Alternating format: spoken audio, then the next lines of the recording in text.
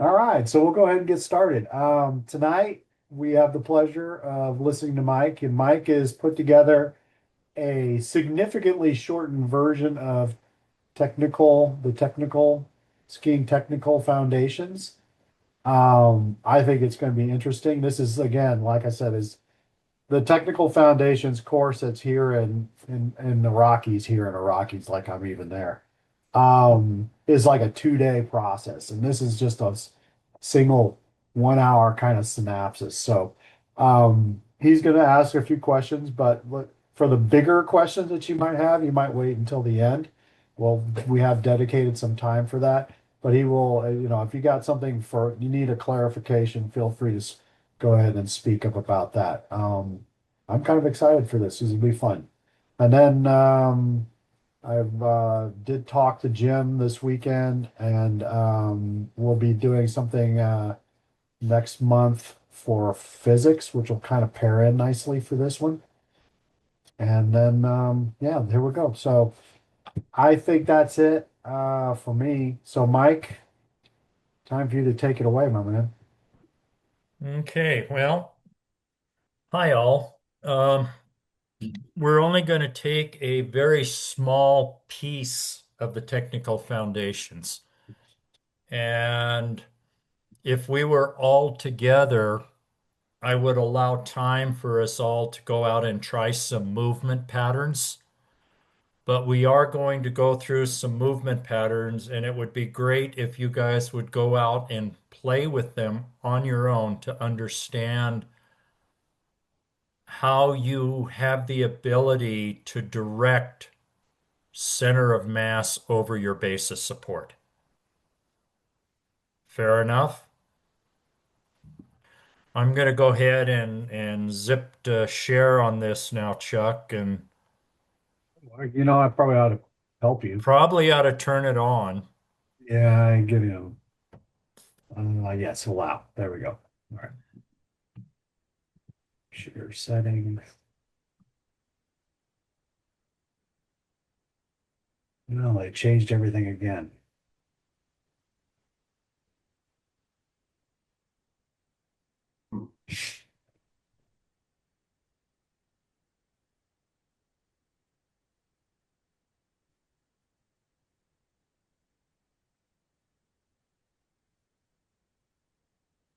Okay.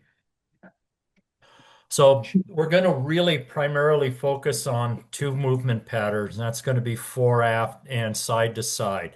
And yes, I did not say ski to ski, and there is a very specific reason for that.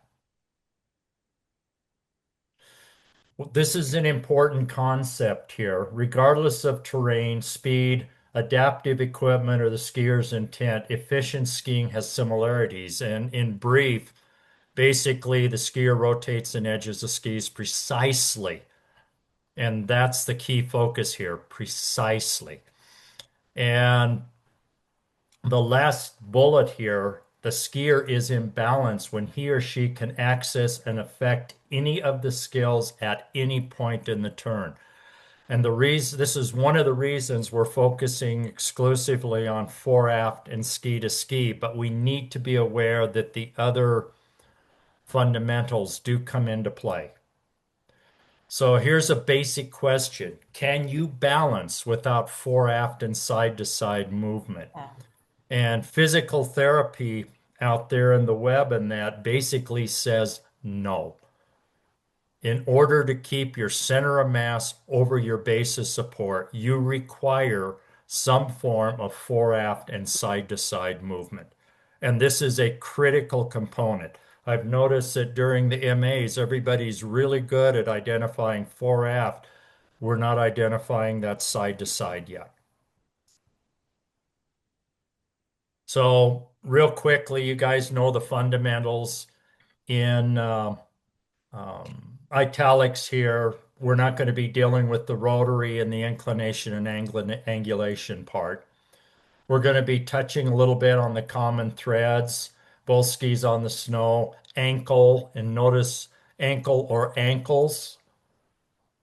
And we're not going to deal too much with counters, steering the skis. We are going to work a lot on flex and extend. So here's the big physics thing in a nutshell. Physics is about controlling forces. The primary force we have to deal with is gravity, the ability of the snow to push back at us. Okay? There is a relationship, and this is critical. We all talk about it, but we have to admit there is a relationship between center of mass and base of support. That can change depending on what you got in the snow, i.e., if you are using your pole for a blocking pole plant, that changes your center of mass. Okay. And this is the next important piece here. We place our feet to support and direct our center of mass. If you think about it, those skiers that like to be in the back seat, their feet are in front of their center of mass, isn't they? Ideally, we need to have our bodies, our center of mass over our feet, and the center of mass moving into the immediate future. And what I think is an interesting concept is the only part of our body that is adhered to the current moment in time is our feet. Everything else is in movement toward the future or should be. So to keep things simple and light, in summary, basically we want to place our feet in the right place at the right time, then twist them and tip them for the effect we want. So I'm going to take us out of our comfort zone. I want to start looking at adaptive skiing.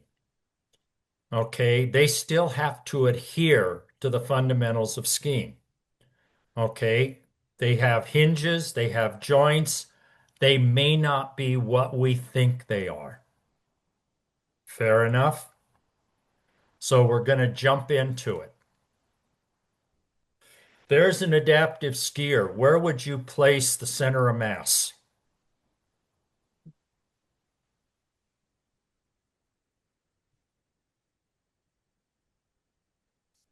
It's okay. You don't have to speak all at once. His shoulders. I put it over the artificial foot, center of the artificial foot. Someplace in here? Yeah. Yeah.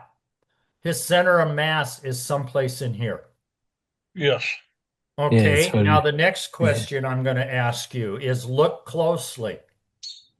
How many hinges or joints do you see? There's the joint kind of that simulates the ankle, the knee, and So there's a joint here. Actually, there's several joints here. yeah. Right. So essentially, it's kind of There's several joints simulating here. Yep. the ankles, knees, and hips. So, but we still got a hip joint that functions. Yeah, that's And in the bucket, there's actually a seat belt there. Because if he didn't have the seat belt and he moves his upper body a little bit, he's going to fall out of that bucket.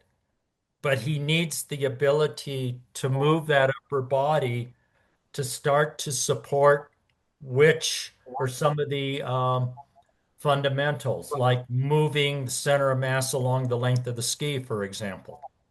Agreed? Yes. Okay, so we don't have ankles to deal with anymore. We've got some type of an artificial joint here. We've got a joint here.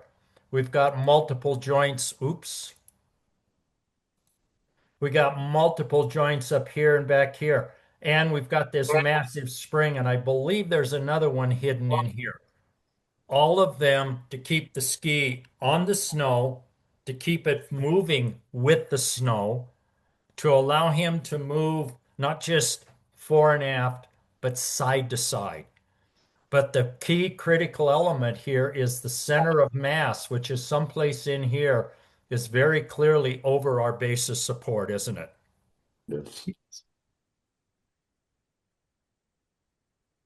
but go back to that. He can control it. I mean, if he were to move his shoulders back, that would be the equivalent of being in the back seat. Yep. Yeah. But he needs the ability to move the upper body fore and aft because we want to get some pressure on the front of the ski and then finish the turn on the back of the ski. And he also needs to be able to go sideways in order to get Yep. the skis to turn. And You since tick. he really doesn't have hip flexors very well to work with, a lot of this is going to be happening through the spine. So let's just put this into real world here. Come on, I hit the click. What's really happening is effectively his body is becoming his boot, and Yeah, to a point. ankle joint is at his waist. Yeah. I was just thinking about that more thoroughly. Yeah, I feel like the parts that move are basically from the waist on up, isn't it? His body is able to make the waist on up work like you're saying, but he's got to use his body to make the ski, to make all of that apparatus from the bucket to the ski work. So if you watch him coming down, one of these skiers coming down the hill, you'll see how the upper body moves fore and aft. But take a look at the angles he generates. But it's not just fore and aft, it's also side to side to tip the Yep. ski. And notice I said side to side, not ski to ski, because on many of these turns, his outriggers are not even on the snow. But he still has to direct pressure to to the outside of the turn, doesn't he? Yeah. I think he does some pretty good. He does some pretty good eculation to Yeah. help with that. And that neculation actually goes down into the thoracic spine, down into the lumbar.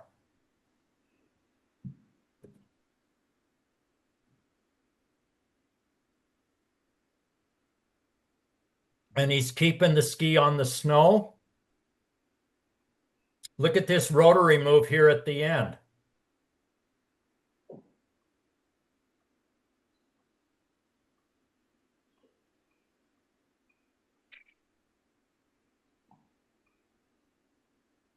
It's pretty impressive skiing.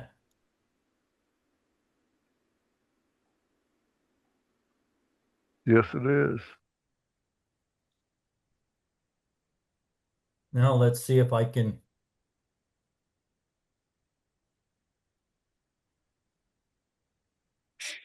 close this off so we can get back to the rest of the presentation. So I decided, to really show what's going on, let's get some stills here. So in this case, there's a lot of neculation here, but you can see through the spine, there's actually angles being formed there. He's getting angles through a lot of the spine.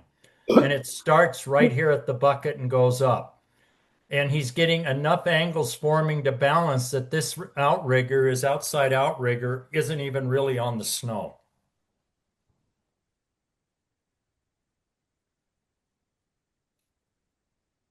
Here's one that's mostly inclination. And what I thought was interesting with the inclination is the outside outrigger is actually on the snow. The inside is still fairly light, but the outside one is actually in the snow. But I thought what was really interesting is to compare stills in the same turn with an adaptive versus a functional skier. And there's not a lot of differences here. Yeah, there's some hand differences, but take a look at the angles they're forming. Take a look at from here down how straight this is. Just like from the bucket down how straight it is. See the shapes forming here. Yes, he has a little more neculation, but that's about it. So this is why I'm calling this side to side, not ski to ski. They are definitely controlling their their side-to-side pressure and directing pressure toward that outside, toward the outside of the turn. It's noticeable in the two-footed skier because of the outside ski engaged. With the ski between us, kind of like on a bicycle, if you don't direct the upper body towards the outside of the turn, the wheel slides out from under you. Same thing would happen here. So we touched a little bit on it. I'm going to turn this over to you guys for a few quick questions. We all have a pretty good understanding of us non-adaptive skiers, how we go ski to ski and how we control fore-aft. So the question for you guys is, how do adaptive skiers go side to side and how do adaptive skiers go fore-aft?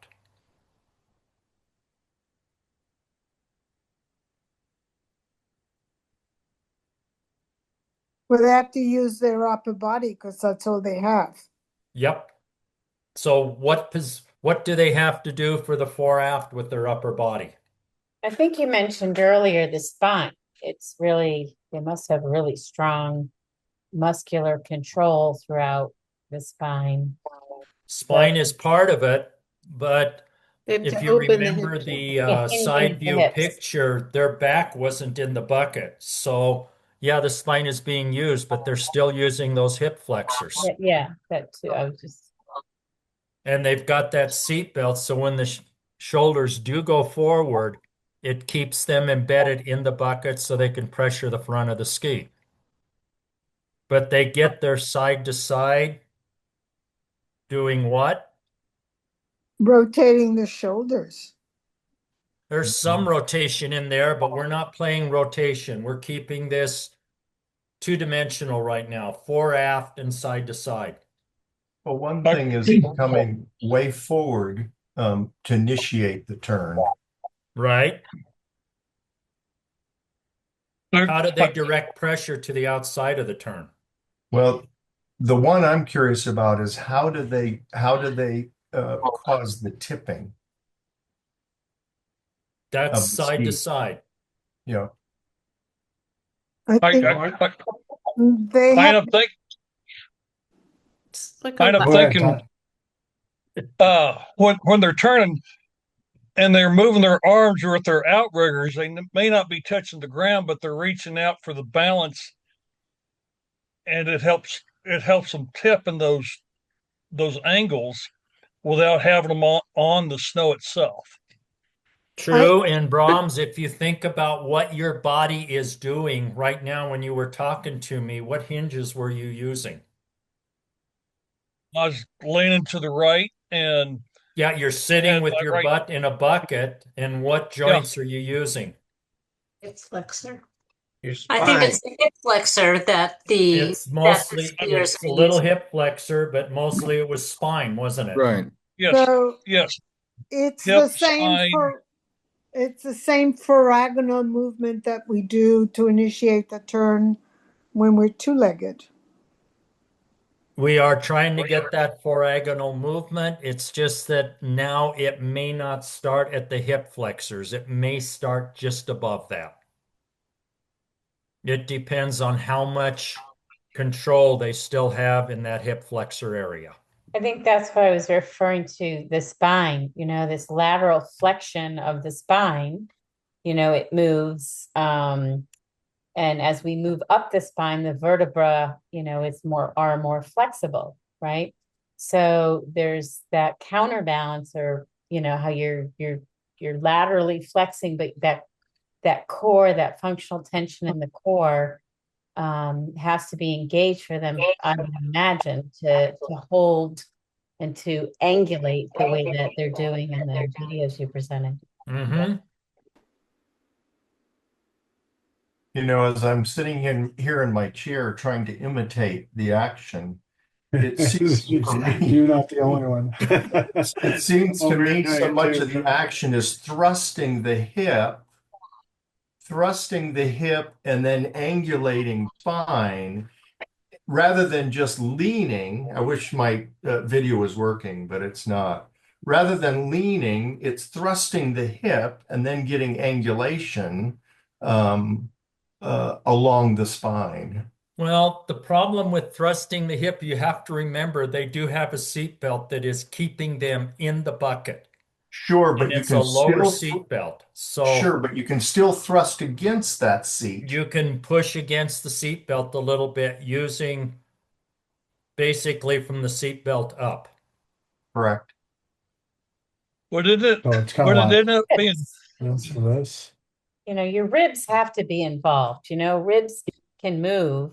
Um, um, I'm imagining Yeah. that if when someone said thrusting the hip, it's a lateral flex of the spine, but there's a tension I feel when I'm doing this in my core, but I also am kind of shifting my ribs Mm-hmm. to help with that, so that there's a little engagement on, you know, say if I'm tipping to the right, there's engagement of the ribs and the hips. Like I don't have control necessarily of my hips if I'm sitting in that bucket.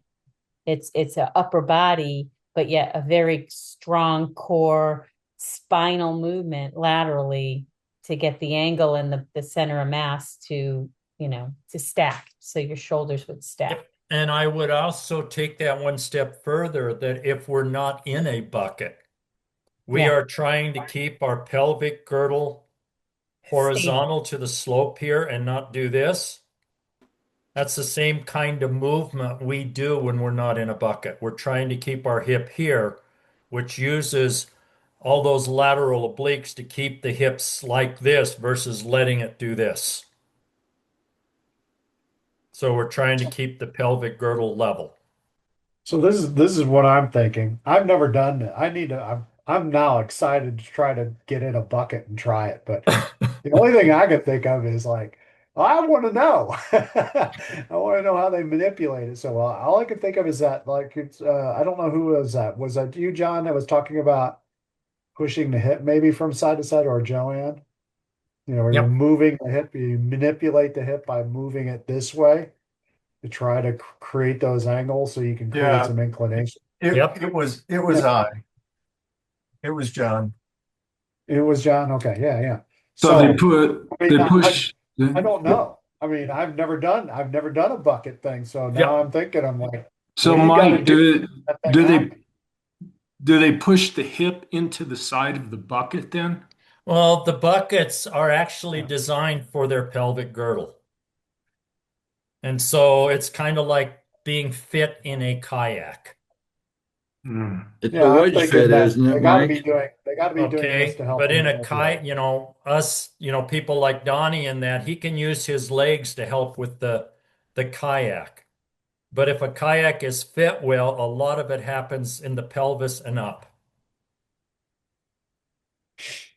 Peter definitely Yeah, very because much. all the action's up here, isn't it? It Yeah. has to be.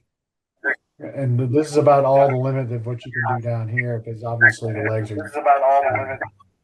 Yeah. Okay, somebody's got a speaker on, so Got him. this is for alpine skiers, and I think most of you understand the relationship with your boot binding setup for fore and aft. I'm going to just go through this fairly quickly and not spend time with it, if that's okay. So your basic positions there. This is optimal on the top row.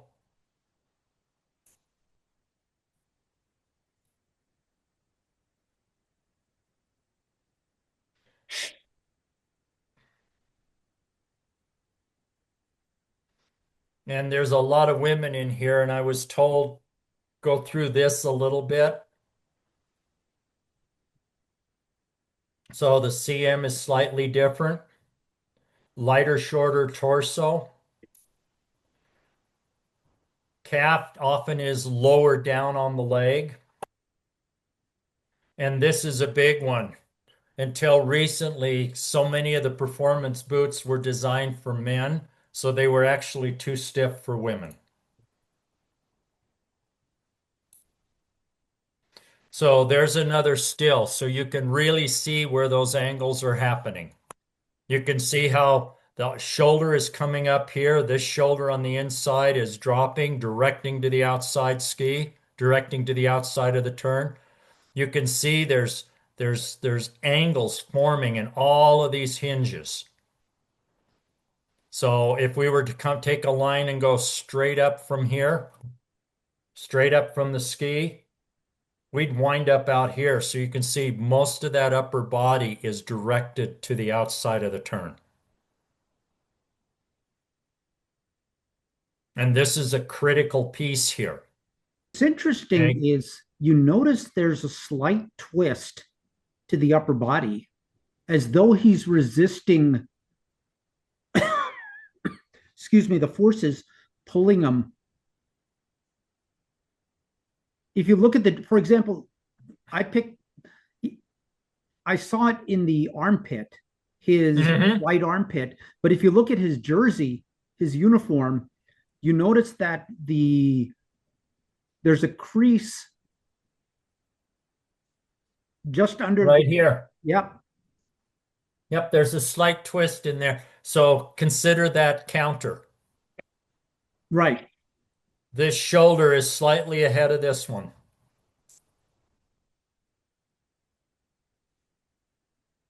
So I got a curious question, Mike, before you bounce off of there, because again, now I want to try a bucket. The worst I want way, to try right? a bucket too.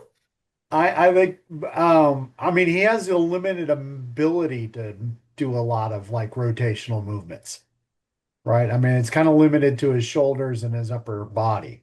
Well, basically it starts at the lumbar spine and go up. And remember our lumbar So yeah, spine has got stops, but they do this and they also do this. But yeah, they only have yeah, just micro, you know, consider a quarter inch or so of movement per vertebrae. sure. But by the So time you add all of those vertebrae up, you've got inches of movement. and obviously this is a very high performing skier, right? I mean he's been Yes. doing this for years, so his ability to control it's really fine, right? Really good muscular control there. How much of, I mean, this is a question I have is how much does he rely on ski performance, ski shape to help him stay upright? Well, he's on a racing ski, so that's his Yeah, base of support. yeah. So And he I, has I to just threw a incline. quick line in there to show you how much of that upper body is directed to the outside of the turn. So he has to incline more to turn faster, He's or he trying to go turns as fast faster. as he can, but remember, he can't use so much leg, but he is using those Yeah, springs on that bucket. yeah. So it's not quite apples to apples of what we do because we have the ability to twist the ski a little bit more Hmm. functionally, but it's kind of a little bit of both. So he inclines more to ski to turn faster, but he also turns faster by inclining. Yep. Plus, his ski is between his dead center of his body. So that Yeah. allows him to tip fairly cleanly as well. But I think Yeah. that line is wrong because there really is some angulation there. It's not all inclination. No, I agree. I just drew the line in there because this lower part of from the ski to this part of his knee where they're protected, that's all inclination. Yeah, but then And then from there up, that's all angulation. okay. So that's all I was showing with the line is there is a lot of angles being formed here. Mike, can you just say something about go back to the hips? You said the hips are level in the bucket, but that I mean, if a skier was doing this without, it would be a little bit more of a hip dump, right? Yeah. I I mean, if can't. we I'm got trying to to create look at it. the side to side. If you go back to the side, right? And our should stay quiet. So if we incline, we have to we have a long leg, short leg, so we have the ability to maybe keep the pelvis more level. Can you speak to that a little bit? Yeah, I mean, when we're skiing and we have the ability to lengthen one leg over the other, that gives us the ability to do this with our pelvis. Yeah. he doesn't have that option. So he does keep his center of mass over his basis support. He's got a single ski dead center. Because he's locked into the bucket with his pelvis, when he inclines, unfortunately, his pelvis is going to go with that. Now, that doesn't mean he can't be forcing that pelvis towards the outside against the seat belt in the bucket. But he's Probably is. limited with his movements. We have more movements than this individual does, yet he still has to abide by the fundamentals and physics that we do. So cool. So what I'm doing here is I'm trying to stress everybody's understanding. We're so used to thinking about it one way. If we really understand some of these topics, we need to be able to place it in a totally different substrate, which is what we're doing here. And thanks for the drawing there. Does Doing that it for make my own sense? edification. So what I've done now, and this is the part where if we were all together in a room, we would take some time and we'd go play with these things. So I'm going to encourage everyone to take some of these movements and play with them on your own. The big thing with this one is notice how the hips, there are two individuals here, and one individual's working on L3, one already has it, okay? And so there's a different level of understanding. So ideally for us with two legs, we want to focus on keeping the hips at the same level. This forces us to work our legs independently. So you can play with this concept in a door. So if we use our hinges at the same time, you see how it drives the body into the door? So the only way to move side to side is the individuals, both of them, have to use their arms to push away from the doorway. Because by extending both legs at the same time, you drive into the door. So what we're doing here is we're keeping our basis support, i.e. our feet, and we're directing our body, but there are ways to direct it. And we see both people moving their legs at the same time. So here's a way you can play with that on your own. So if we use our hinges independently to start a turn, here's neutral, and then you make that outside leg shorter. So we're going short to shorter. You can see how the center of mass moves down the hill.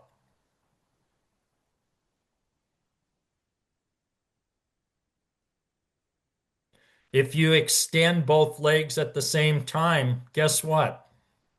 You wind up projecting yourself uphill.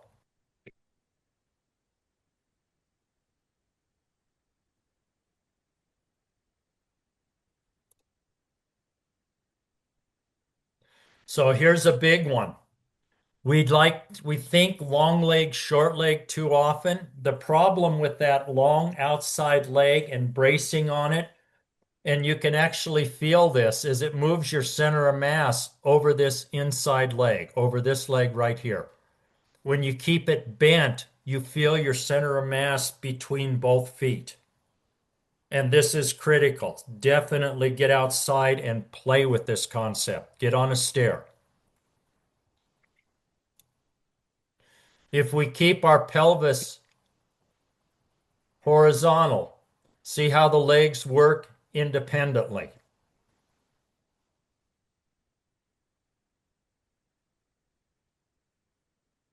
If we let both legs work at the same time, recognize the up and over feature we see with our MA videos.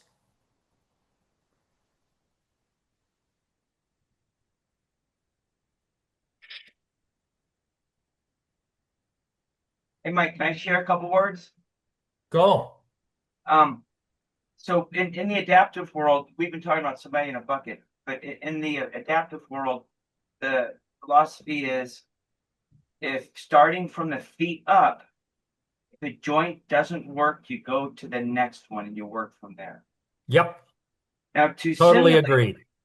to simulate this idea of being in the bucket and not being able to utilize angulation of the lower leg and just being able to move from, say, the hip and stuff and dealing with side to side and fore and aft. You know what activity I find is really best for simulating that in the Go summer? for it.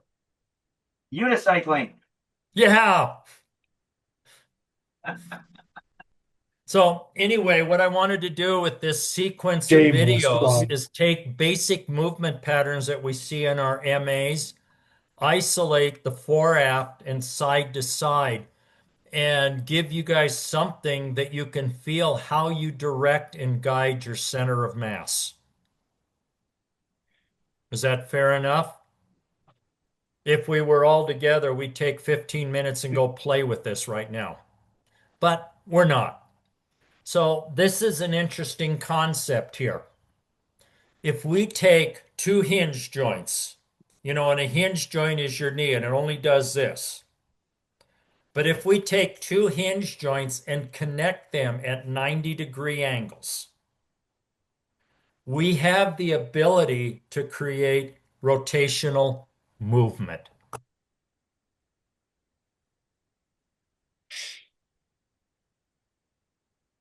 So you can see there's clearly rotational movement here, and we're doing two hinge joints. This is an important concept because there will be we'll call it a micro assessment at the end of this presentation. So I think it's an important concept to know that if we've got a couple of hinge joints and we connect them at 90 degrees to each other, we have the ability to create rotational or diagonal movements. Fair enough?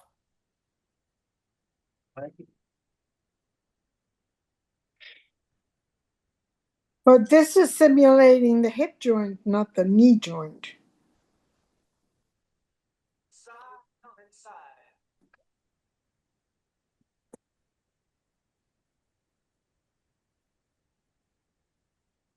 The avalancher.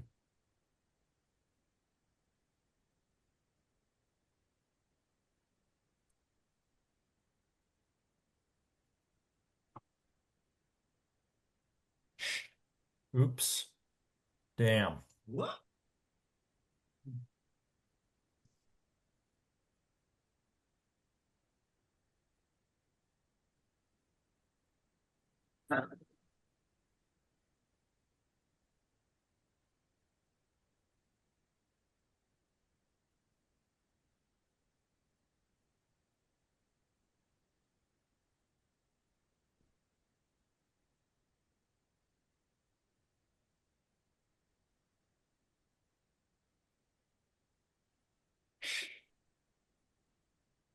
Is that a silver pin or not a gold pin, right? It's silver. So it's only Look at 11. those That's what you're movements. focusing It's on? gotta be Yeah, a that's what gold I focused on. Totally.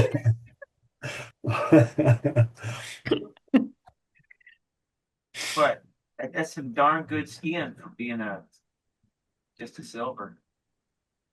Big carbon. Can you play it again, Nope. Mike?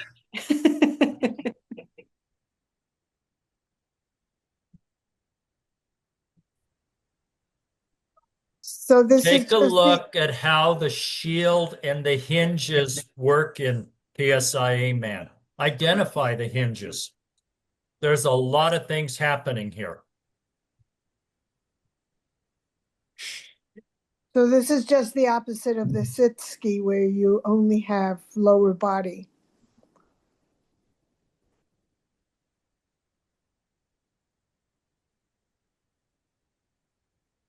Hey, Jerry. What's that?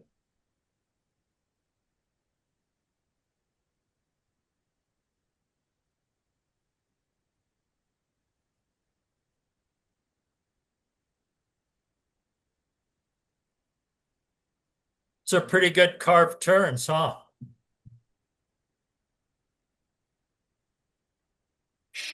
You can see some counter too.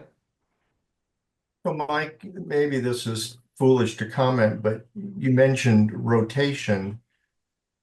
The fact is, you don't have to have any counter joints to have rotation. A straight device can have rotation, but if you're going to have angulation in any of the angles, then you've got to have those double opposed joints. Is that what you mean?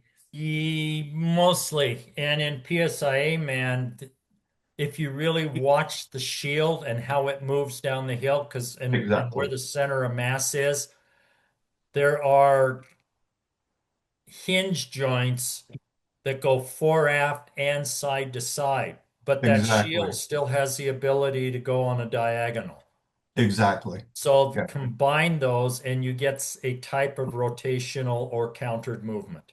Exactly. What I liked about that is that you can see that the quote unquote shield or upper body is not always consistently facing down the hill. Nope.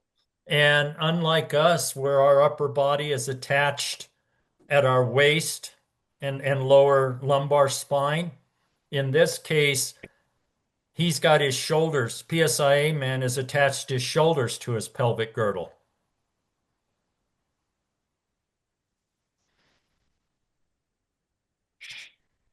So that being said, we're going to break down into some subgroups. I've Take got 5 to 5 10 of them. minutes. Each I've group got gets five, what's five set that? up already. I've got 5 Okay. set up already. So each group gets a question. You know, we don't have to do all of the questions, but do take 5 to 10 minutes and go through and answer the question based on PSIA Man. And I do have some stills that can help you out, and we've cleaned up a video a little bit for you guys to look at a little more. And so I'll go that ahead, being said, go shall we ahead and do put the group video in the one? chat. Yeah, I just did random groups. So the So the first video is group, in the chat. So you can look at it. It's exactly what we're looking at right now. so let me see if I can copy this. I can't copy it. I already put it in the chat. Okay, but we wanted the question, so each group gets one question only. You don't have to do them all. So what are the questions? So question one, the first group is understanding hinges. What are all the hinges PSIA Man has and how do they affect his pressure management? Cool. So that group is Anna, Dan, Jimbo. Owner, I guess, is no, I don't know, and Rita. Chuck, Okay. one more time, you kind of broke up there. Said Anna, Dion, Jimbo, Owner, and Rita are in group one. Group You two know, is group two is whomever, but here's Don. their question. Compare contrast PSIA Man's basis support with the center, with his center of mass. So how does it change through the turns? And that group is Donnie, John, Katie, Mike, and Scott. Okay, so then we have center of mass specifically. What functions to move the center of mass? And how does the center of mass move down the hill through the turn? There's a lot of physics in this question to understand how center of mass moves down the hill. And that group is AJ, Delona, Joanne, and Mike. Okay, here's a big one. This is one that you're going to love, Chuck. Can we ski with only external forces? In this case, centripetal force, and gravity. Cool. That group is Anna Hines. I got you in there twice. Todd, David, and Peter. Okay, and do we have a fifth group, or are we just at We do four? have a fifth group. Yeah, Janine, Jerry, Patty, and Rebecca are in Mm, skiing fundamentals. Yep. So how does PSIA Man use the fundamentals of ski? Now, because this presentation is really only focused on fore-aft and side-to-side or ski-to-ski, make sure those are addressed before you diversify. Cool. And Fair enough. I put a screenshot of the questions in the chat, and then obviously the Zoom is I'm sorry, the YouTube video is in the chat too of PSIA Man. Okay, did you put the stills in the chat too, Chuck? I have not put the stills in, but I can. Give me just a Okay. second. Here are the stills. Chuck, Bam. what group There are did the you have stills. me in? Alona, you are in group with AJ. You're in group 3, so you get center of mass. Yep. All right, you ready? All right, go to your rooms. So, can we ski with only external forces, centrifugal slash centripetal and gravity? Yes. No. No? Yes? I say yes. He doesn't. The Instead of the knees, you got the shoulders and the center of mass, and the forces. Find PSIA Man really interesting because in reality, there are three joints, but two of them are at the top. So when you say the three joints, what three joints are you speaking about? The elbows, knees, and ankles? I'm not even going to correspond them to body parts because it doesn't really line up very well. Because of how it's built, there's the joint that attaches the skis to the body, or the skis to the upright leg that's holding the shield. And then there's the two joints, one on either side. So I guess you could say there are four joints that allow the shield to swing from one side to the other as a pendulum. Right. So Yeah, I mean, in a way, that upper joint might be most consistent with what we do with our hips, but it's almost a combination of a hip and shoulder right there because they've moved the center of mass down in between. There is no knee. So how does he a really use? good example about managing things for side to side movement, but it's a hard one to draw a comparison directly to the human body because there aren't enough joints. So if you can could imagine almost stiff-legged, Right. Yeah, but with just using centripetal or centrifugal forces and gravity. then allowing your upper body to move from one side to the other. You're done at 9. 10. And not stay Sneaky still here. aligned directly Oh, over I'm this. so happy he's. Am I on? Who am I on? Hold on. Can you hear me? Yeah, we can hear Yeah, you, go ahead. David.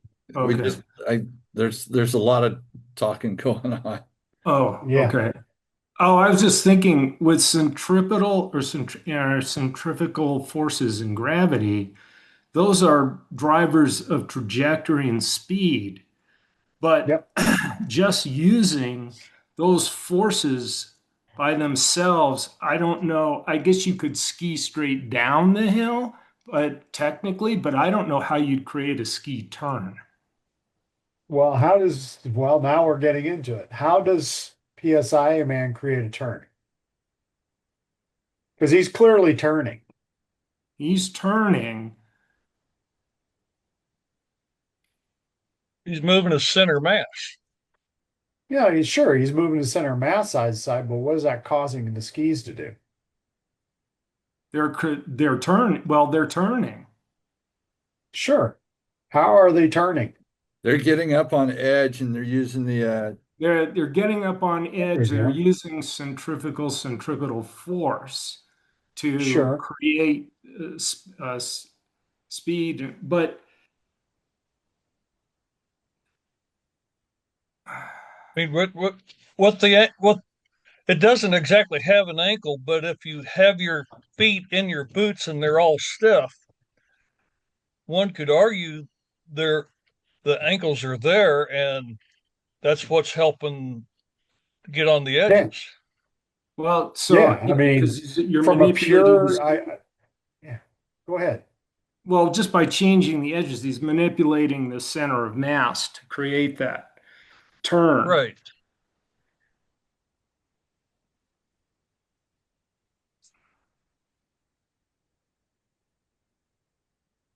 And you're So he's using, so this is the point that I'm looking at it like, okay, so we have centrifugal forces, right? Which is that is the forces that are forcing us to the inside, right? And that counterbalanced by centripetal forces, which is our body trying to move to the outside. And then we I have mean, gravity, which causes all these other forces to happen because as we get the right. ski on edge, because of the ski design, and if you look closely at PSIA Man, you notice those are hourglass shaped skis. right. That as he puts them on edge, gravity pulls against the ski, Yeah. pulls against the mass, and causes the ski to turn. So he's actually getting turned. So it's not just moving straight down the hill. I mean, there's a section where he does kind of move straight down the hill, but as he's turning there, I mean, he's kind of turning back and forth as a reaction to those forces. Yeah, I guess because I'm just thinking in principle of the forces of centrifugal Yeah. or centripetal and gravity. If you Yeah. just let them go down and you're not shifting that center of mass, you're adding in the shifting of the center of mass. If you don't have that, you Sure. can't turn regardless of centrifugal force. No, he doesn't really have it. He doesn't have an opportunity. So he needs those forces to act upon him to allow him to move the center of mass from side to side, right? Well, he needs to be able to move his center of mass. The skeletal structure, the muscular structure has to Sure. engage to be able to create that. Well, he has those hinge joints, right? He's already got those joints. So he's just allowing, as he goes across the hill, that mass wants to move down the hill Well, because yeah, once gravity's pulling because it. well, he's changing his angular momentum doing that. I mean, Yeah. And so he gets to that spot where now the mass wants to move across the skis and change the ski angle. And all of a sudden, as he accelerates into the new turn, the ski edge does its thing again. oh, Because it's very if obvious that there is no rotational movements happening here, right? PSIA Man does not have rotational movements. Go ahead, Todd. You had a spot. You had an option. You had an idea. well, if if using the gravitational pull and uh well if if if you've ever done a patience turn from the start, you're using gravity and having that start to play downhill. That's, I mean, or at least I see the patience turn and this kind of operating in the same hemisphere. Right, exactly. Kind of like a patience turn. You have to allow the forces to build, don't we? Yeah. So gravity is what starts it. And then as the forces build and the ski starts to change direction, those centrifugal forces start to act upon you. You just got to be patient enough to allow it to happen. Yeah. If he was in the air, that would not likely be happening. Because I mean, if I mean, from a physics standpoint, if he's on a frictionless vacuum space, he couldn't do this. It wouldn't matter. Oh, it Centrifugal wouldn't matter. centrifugal. Yeah, if he was in a frictionless or if he was in the air, it wouldn't matter whether he was angulated or not. Yeah. Right? It'd just be like us in the air. We're only going to go one direction Right. to our deaths. Right? So he has to have those. He has to have ski snow friction contact. against it. He's got to have ski snow contact. He's got to have that interaction between the snow and the skis. They'll allow the forces to build, but the original the force that causes all that is gravity. Yeah. So the answer to the question is yes. And PSIA Man proves it. Mike knows more about PSIA Man than I do. I remember the first time I saw it, I was like, that's the coolest thing ever. Now that I know more, I go, okay, that's not exactly ideal, but it's pretty dang close. So the first one, as we're watching PSIA Man, and it's understanding hinges here. So where are the hinges for PSIA Man? And one of the things we had was the ability to look at some still images. Yes. So I'm going to go ahead and turn the share back on.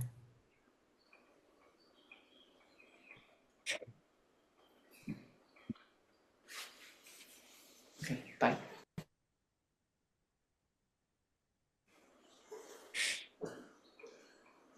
So what hinges do you see? Functional hinges. Up on top. Yep. We've got the two pieces here. Yeah. And we've got hinges here. These hinges are attached to the legs, so that allows this. Agreed? Yep.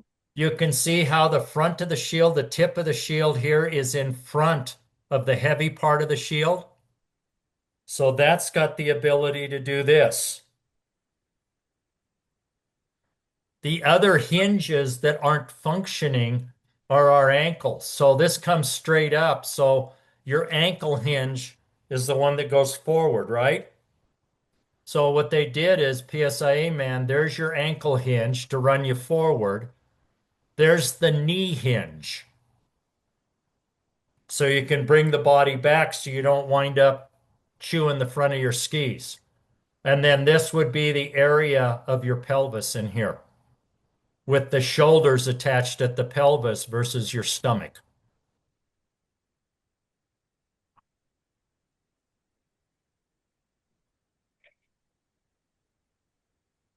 So we had compare and contrast basis support with center of mass. Somebody from my group want to jump in there?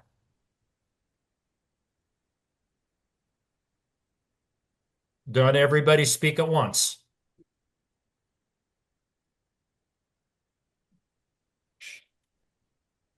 Well, the basis support to the center of mass. So the center of mass we talked about is being heavier if you look at the shield. Is that what you're going for, Mike? No, the basis support needs to be over, or the Sorry, center of mass. center of mass needs to be over the basis support. How is he doing it? Well, it's moving. We talked about it being in constant fluidity. It's moving forward it's moving forward and backwards and side to side in all phases of the turn. Yep. And it's adjusting. So it's fluid. So it's always moving into the future. Yeah. And we're utilizing the hinges to keep that center of mass over the base of support. Yep. Awesome. So center of mass, what functions to move the center of mass? How does the center of mass move down the hill through the turn? Now, this is where the physics really needs to kick in. So group 3, the big question, how does the center of mass move down the hill through the turns? Well, I think I was elected to speak to this. Awesome. What is happening? Right? Yeah. what is happening is it's kind of weird for me to look at because we've got obviously knees, ankles, and hips working, and that side to side movement affected by those hinges up top, and the torso is sort of below the hips in the form of that shield. So it's kind of a weird look for me. What I observed was that as gravity pulled that shield forward more, it started to engage the tips of those skis more and started to get them up on edge. The shield then moved inside the turn. As the turn completed, the physics of the ski started to come out of that turn, started to flatten those skis in the transition. That center, there we go. That center shot, the shield is now centered for that flat ski, but it's coming across the hill and gravity is still pulling on that. So on that third picture, the shield is now basically top heavy portion of the skis and pulling them over onto the new set of edges. So as the shield moves from uphill to the center to start to direct downhill, the light part of the shield will be on the inside of the turn. The heavy part of the shield will be directed to the outside of the turn. Yes. So that's the physics involved with the turn.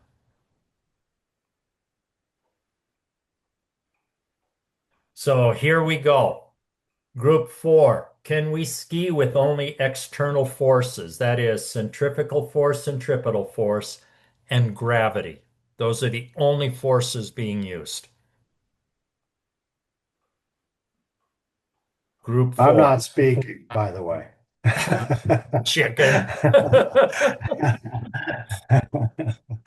So you guys will have to cover it up. Okay. Dave, come on, man. You know you want to say something. Come on, Dave. You're on mute, buddy. Or Peter or Dave. Or Anna. You guys are still all on mute. Definitely took them out of their comfort zone here. Well, that's fine. I'm right here, but Peter and or whoever wants to talk. But I was going to say no and then yes. No and then yes. Okay, cool. So the reason would be no is that technically, if we were on a frictionless surface or something relative, like in the air, in a jump, no, because gravity will accelerate and create the trajectory for speed, so they'll stay in a linear direction. So even if you tried to create, you wouldn't be able to generate the centripetal and centrifugal forces to generate the turn. You just stay in a straight line from what you left. The vector, you maintain the vector that you left out the air into. But then, yes, we were discussing because when you're on the snow, you're creating friction against the snow. And so if you're changing your center of mass from side to side, then you'll generate you've got gravity setting you into motion down the hill, then you'll generate the centrifugal forces necessary to create a turn. So here's the question for you. Since apparently we can ski with just external forces, why are we all having so much trouble making turns down the mountain? Because oh, go ahead. I was going to say facetiously because I like to slow down, Mike. That and sometimes stuff is in my way. Sometimes Gio's skis are in. I was going to say. Anyway, it's just a thought. Normally, so sometimes Toby we is in my fight way. these turns a lot, is what we're discovering with PSIA Man. We fight our turns a lot. Except for Dion. Todd had a really elegant way of saying it. Todd, what did you say when you were talking about it? You were talking about kind of being patient. Mm-hmm. Yeah. If for anyone that's done a patience turn, you start out on the top of the hill, and gravity will, if you've got the right slope, the gravity will start to pull you. And if you have the patience for that to happen, as that gravity starts pulling you and you start going downhill, then you can uh use your pivot joints, or granted everything's backwards, but uh as you start going downhill, then you can lean to one side or the other and you're going downhill. Or you'll turn, right? Yeah. So I think the way what you're saying was that in the patience turn, as you start to put the skis on edge, you allow the forces to build. So gravity is a constant; it's always pulling on you, and then allows as we tip and we move into the turn, it allows those forces, those centripetal, centrifugal forces to build, and that's where ski design really begins to help. Resist those forces. Correct. Yep. And in the video on PSIA Man, even though the shield is heavier at the top and it's being directed toward the outside of the turn, and the light part of the shield, the bottom, is being directed to the inside, because they don't have functioning joints, that is functioning, they open and close for the ankle and knee. You can see that outside ski coming a little bit off the snow. You can actually watch the shield, though, as they slow down, come back, weighting the back of the ski before it goes forward into the new turn. So last groups. So how does PSIA Man use the fundamentals of skiing? And remember, we're really focusing on the fore-aft component and the ski to ski or side to side.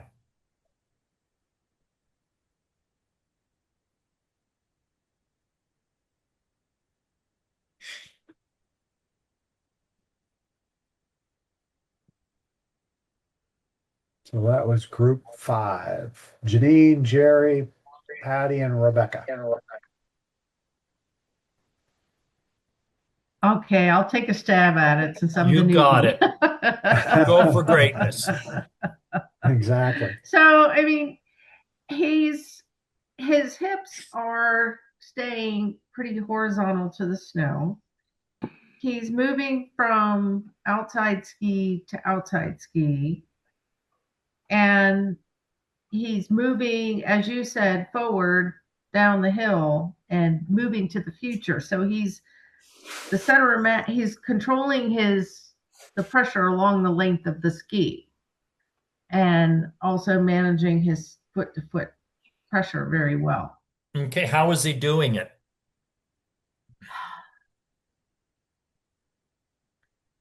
Somebody help me out here. Fore and aft, he's kind of set. Right. How is he getting fore and aft movement? Because he clearly gets some. Let me put the video back on. Well, your top is tilting down the hill is the only way that he's getting fore and aft movement. Be specific. What is moving? Not just top. Be specific. What's actually moving? The top of the sign. The shield. The shield is moving. The shield does this. It's tipping as the terrain changes. There you go. So we got to be specific when we're talking about what's going on. Yes, we don't have legs in that, but we can talk about the shield specifically moves. But the shield also moves from the inside of the turn to the and you can see it onto the outside of the turn at the end of the turn, and then back to center, and then to the inside of the turn. So the shield works as a pendulum this way. Yeah. And it actually goes fore and aft too. Awesome.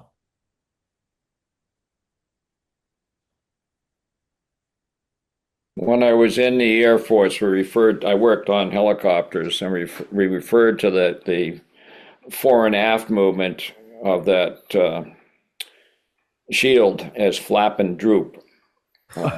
If you go do this, but the pendulum effect forward, we would call lead and lag.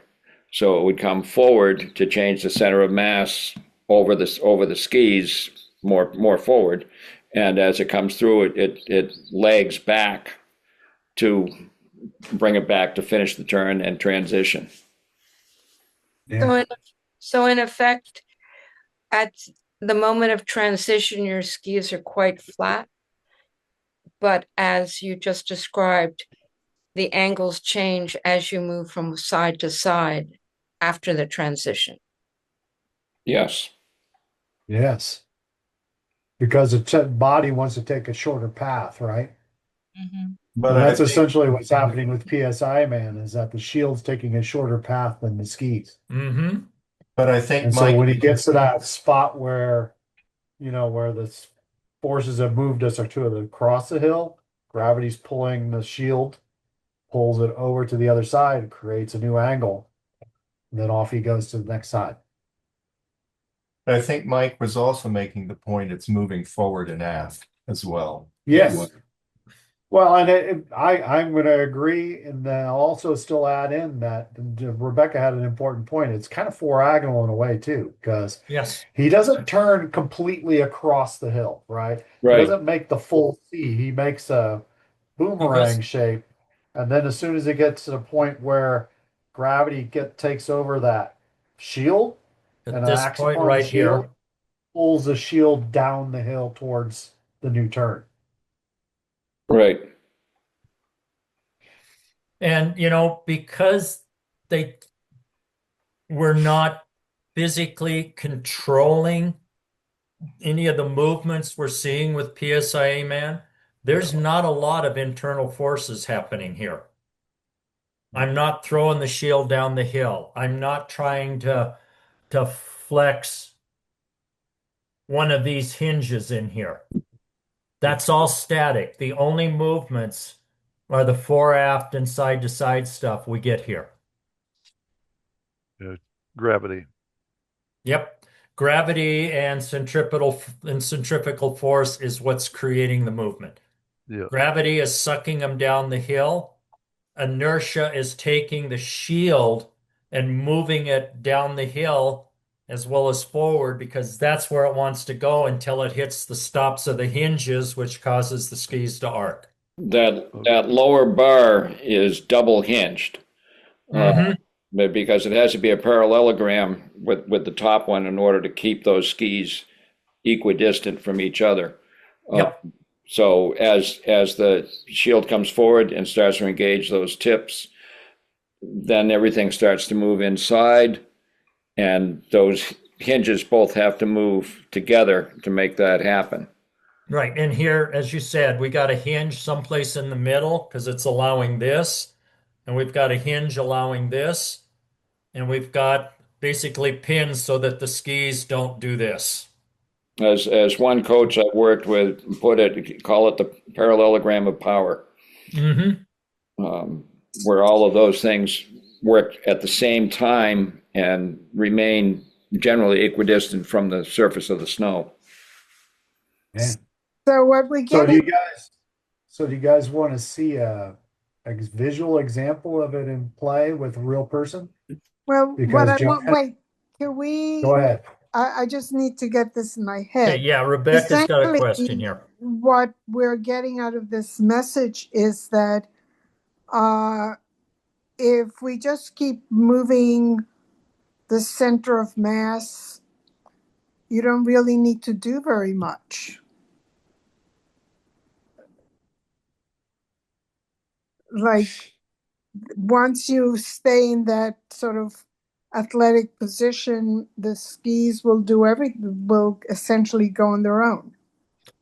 Kind of is what we're looking at. So we're using our feet as the base of support, and that's to help us direct the center of mass using our ankle, knee, pelvic hinges, and even spine if we need to.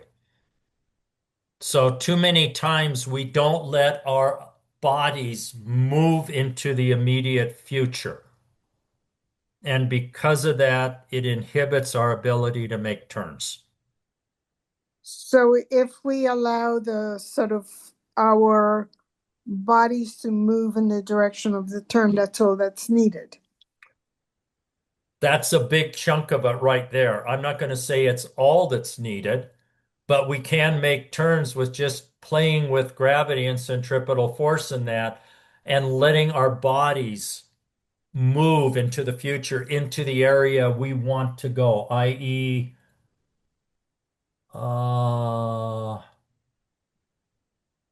this piece right here. The skier is in balance when he or she can access and affect any of the skills, i.e., fundamentals in that, at any point in the turn. And the key piece for that is we're in balance. We got to be in dynamic balance, so that balance has to carry into the near future, but we can't do it without fore-aft and side-to-side movements. So if we resist the fore-aft and side-to-side, it's definitely going to put choke points in our turns.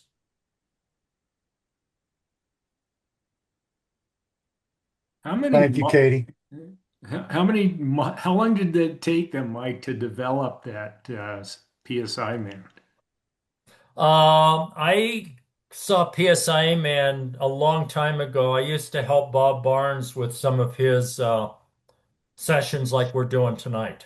No, I mean to build the model to get it correct so it could move that way. I don't know how long Bob took on that one.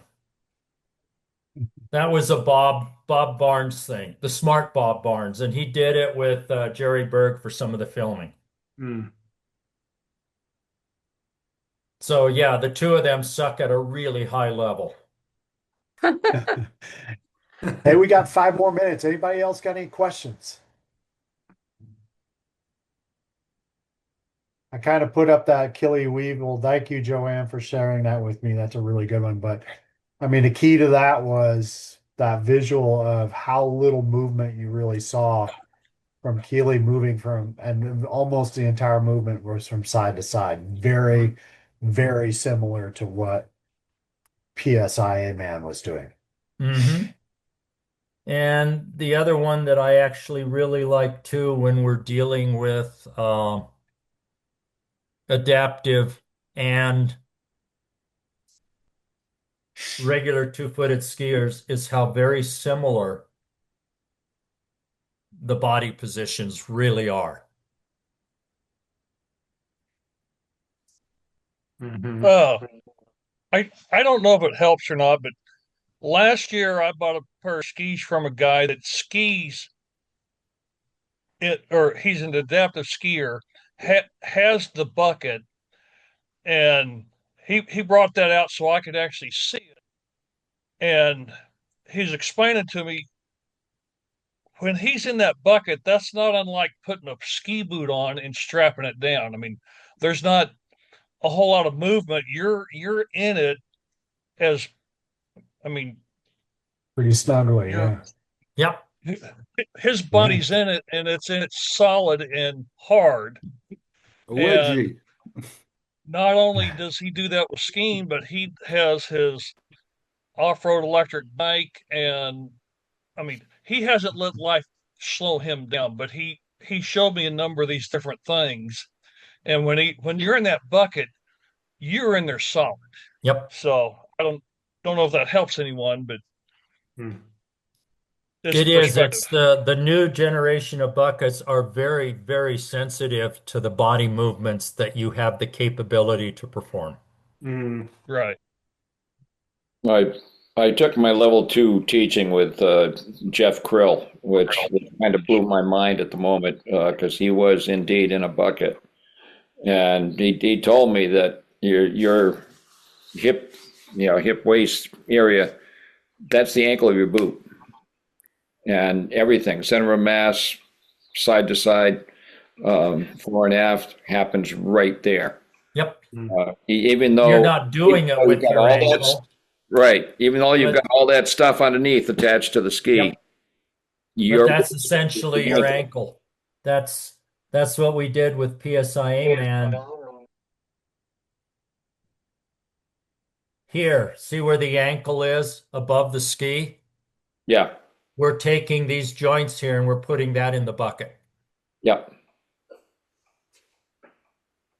Other questions?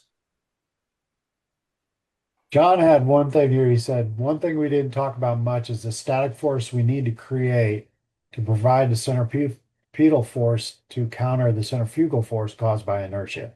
Can you expand on that a little bit, I'm John? not sure I understand the question.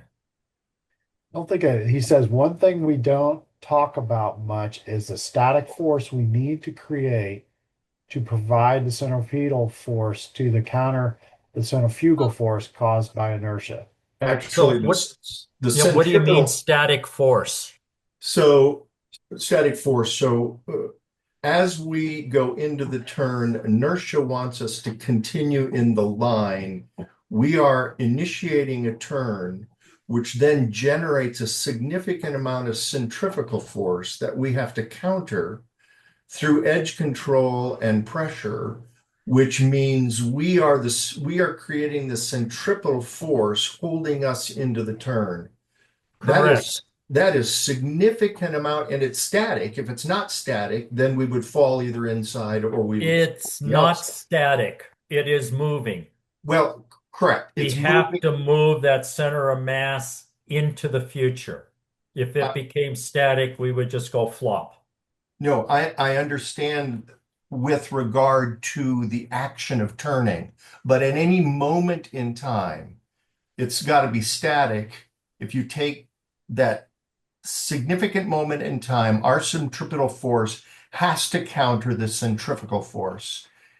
But we don't talk about the strength that it needs and how we generate that strength to maintain that constant centripetal force. Mm-hmm. And that's a lot of strength, and it's a lot of independent flexion and extension with our legs to keep that, to constantly make micro adjustments to keep our feet sensing the present as our body moves into the immediate future. And we're making micro adjustments, especially with our legs, our ankles, knees, and hips, but even the upper body is in there a little bit. And is that what we really focus on the fifth fundamental, regulating the magnitude of pressure? That's part of it. Yes. Mm-hmm. The magnitude of pressure is most easily felt and controlled via rotary and edging. But we can't do any of those unless we're balanced. Downhill. And for balance, we need fore-aft and side-to-side or ski-to-ski. And we do all of these things every day when we walk. Mm-hmm. And They're definitely automatic. play with We those don't think about it. concepts on the stairs to feel that. Yeah. So we don't have to sit there and go, golly gee, I need to fire this muscle a little bit more. Right? The body does that because it's already sensing I'm falling and I need to not fall and hurt myself. So, and the other thing to think about here is PSIA Man is just letting external forces control a lot of the movements. How many of us try and think about every bloody movement we do through the turns? No. Yeah, we think too much. Mm-hmm. And I'm guilty of that, as you can tell. Other Mike, questions? Mike, that was superb. Great. Thank you so much. So hopefully that gets us started a little bit. Yeah. Got everybody out of their comfort zone a little bit. Yeah. I could tell by how quickly people wanted to answer questions. So Jimbo, we ran out of time. So next time we'll talk about, he asked a question, can we address the coalescing of L2 standards and testing this year? Yes, we can talk about that briefly next week. Is that all right? Yeah. Okay. Yeah. For most of us in the West, not many changes are happening. I know for you guys in the East, There's going to be a lot of changes. I know they instituted a lot of them last year, so we can talk briefly about what the expectation is there next year. All right. And then as more information rolls out this summer, we'll know more about what we can share with you all too. Okay. All right. And Thank you, Mike. This was really, really good. I think at one point we had 24 or 26 people here. so I would like to thank everybody for participating and feel free to give me feedback. I was hoping the concepts were simple and there was enough graphics in that, but at the same time, it challenged everybody. It pulled us out of our comfort zone a little bit. Yeah. Still dealing the same concepts, just not how we're used to seeing them. Thank you, Mike. Thank you. Thank you. Thank you, Thanks, Mike. Mike. Good Thanks, night. Chuck. Thanks, Chuck. Thank you all. Bye. Hey, Chuck, let's